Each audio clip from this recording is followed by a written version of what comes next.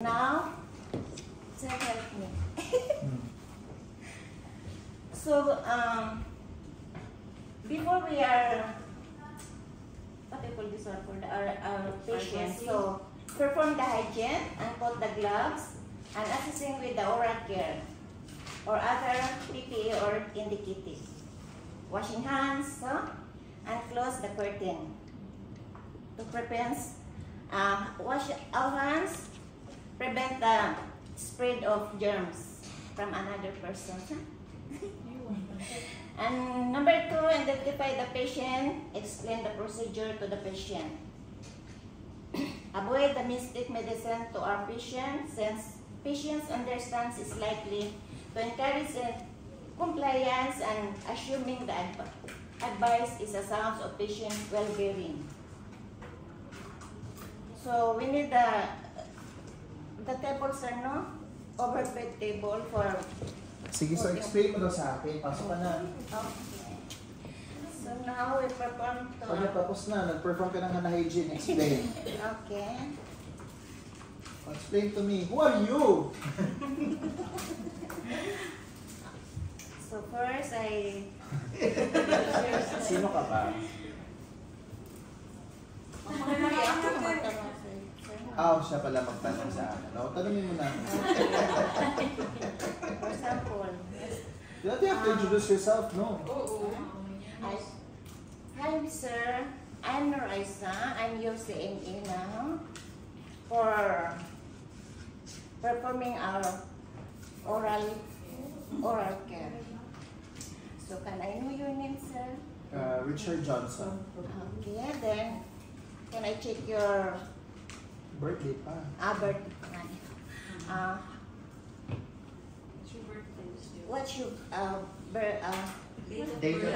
of birth? Death? Diba? September 30. Okay, so can I see your... What is your date of birth, sir? Sorry, sir. Bisaya, sir.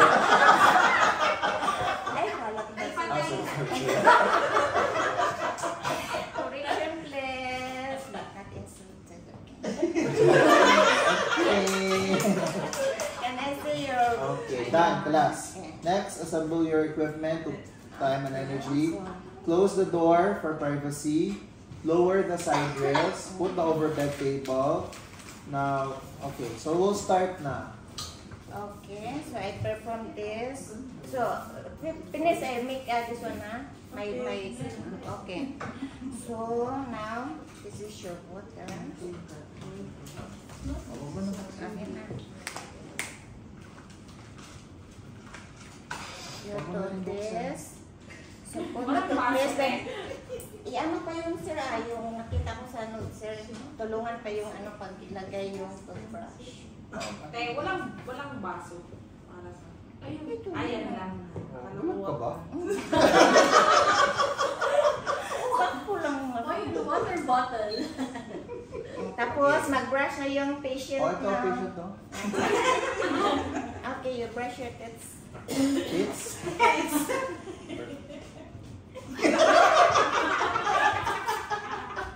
Use the 45 degrees camera. Si Sir Bang. Sorry.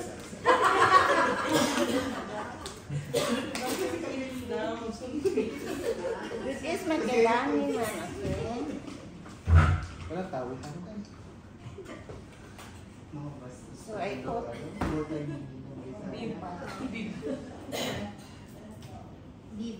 And then yung kidney basic. And then what I'm to do? What am I gonna do?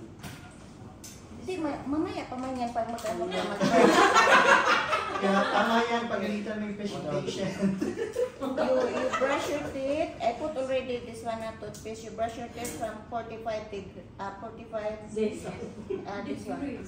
45 degrees. Decrease. Okay. Okay. And after that, wash your... Wala man kay, dry man ako ang wala na bula. Wala.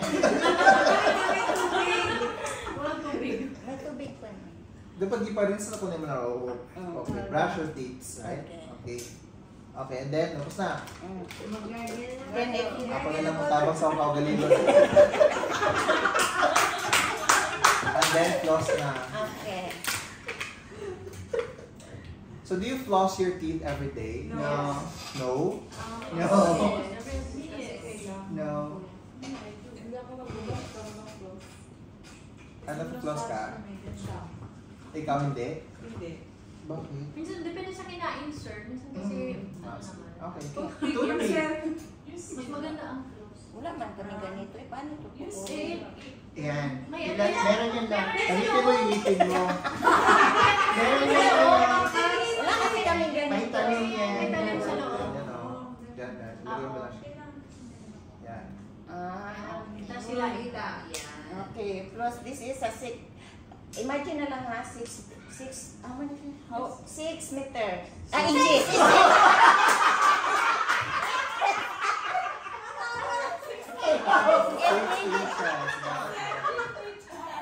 It needed rin. Pwede kumali ka kami.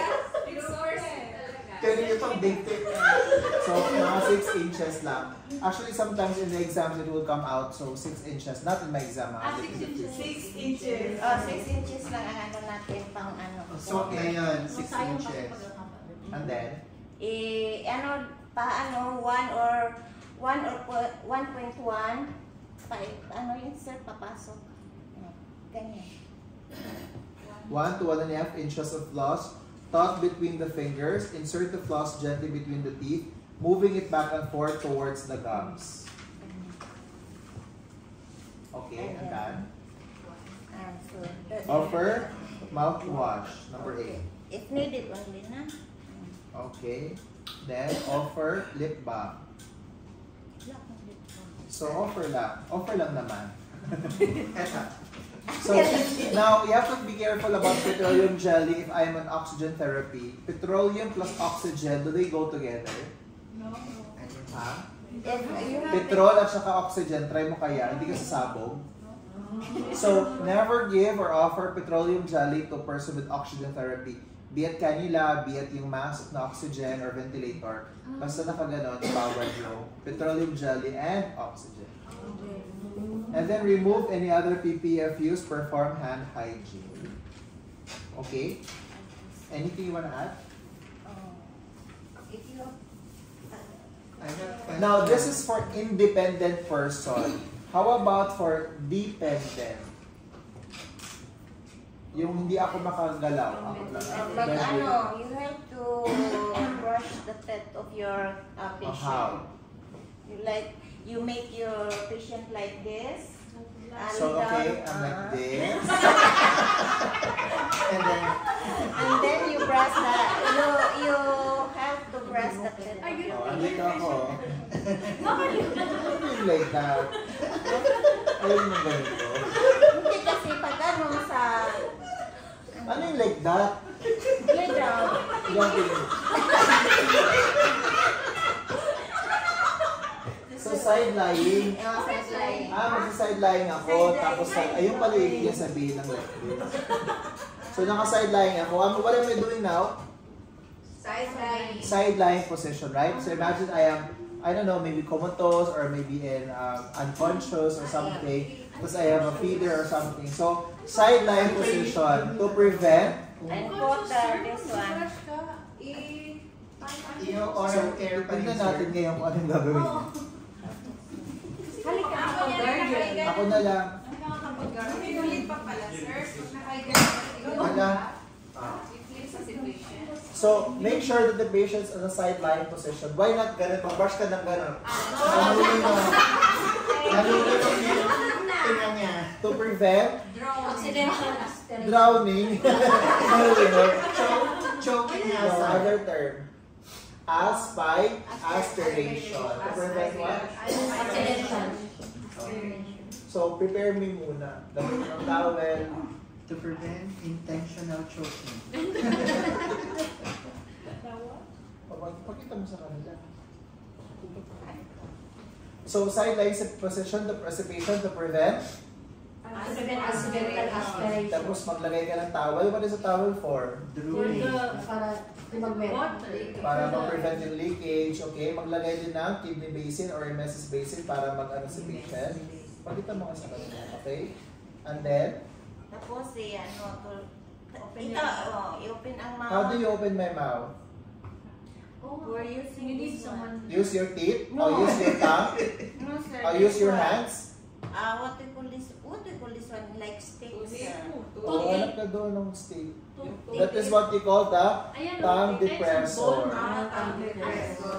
But it should be padded, not only the wood. So it has to have a gauze. Some depressor, hindi yun This nakaganon one. sir. Ayan. No. Parang sa popsicle. So open mo nga yan. Igaganon mo lang, susundutin mo siya. But it should be padded. You have to put gauze on it. Parang nail file. Nail Ay, file.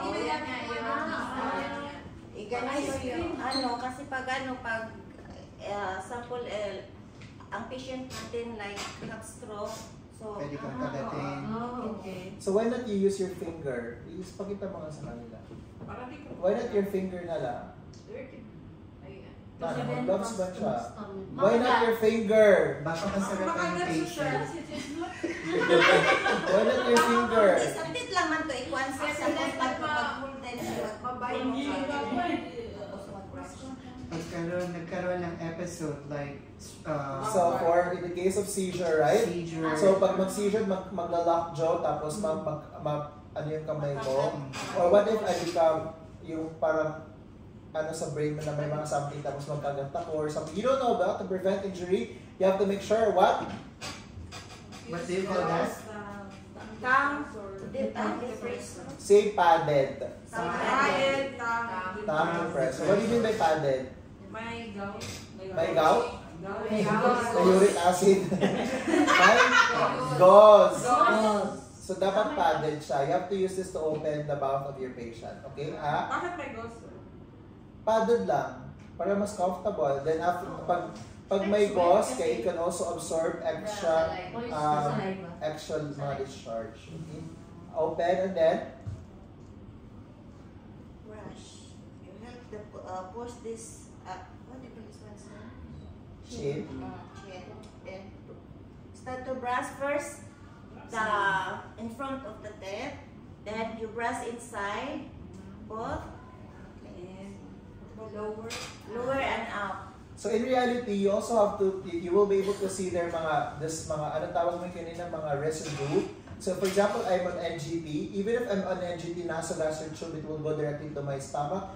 There's still particles at the back of my tongue, below my tongue, under my tongue pa lang. May mga, ano pa doon, may mga residue. Alam mo yun, mga gatas-gatas pa sa ilalim, dito tabi, may mga ano pa yan, tas mabaho yan, dry yan. So you get the two teeth. You get the two teeth. Then i-dip mo siya sa mouthwash or kung ano man yung may gargle ka pa dyan.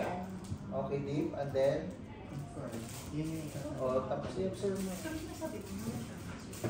So use the toothpick to collect dun sa mga insides of your nipple, sa likod ng tongue, or to prevent halitosis, gingivitis, for well-being of your patients, for confidence of your patients, even if you are comatose, right? Okay? Tapos madumi talaga yan in person, or sa likod sa lips, pag ganyan. Okay? Tapos suction. You have a suctioning machine? You know in the dentist? So if I'm in a critical condition, huwag kang masyado maglagay ng too much water inside my mouth because you cannot control, right? If I don't have a gag reflex, what is a gag reflex? Itutusok ko itong, anong mangyayari ang sa amin? Anong usual common reaction? So okay, 1, 2, go. O, anong mangyayari sa inyo? Ha? Paano bang maduwal? Diba yung natututbrush kayo? Tapos, gano'n? Pag gano'n, ibig sabihin, conscious si patient. Pag unconscious ang patients, they don't have the gagging reflex. So, if the water comes in, there's a possibility of aspiration. It goes to your lungs, then it's complications, pneumonia, everything, infection, blah, blah, blah, whatsoever. To avoid that, do not push too much liquid or mga water inside my mouth. So, use the two teeth or make sure you use the suctioning machine. Okay? And then, so if you're happy na and you're done, you have to wash na, wipe and dry the patient. Okay? Are you done? And then do your aftercare. Any questions? Sir, just to confirm, so even unconscious patient, we still do the oral care? Yes, so oral care is both for independent and dependent PERS patients. Clear. Especially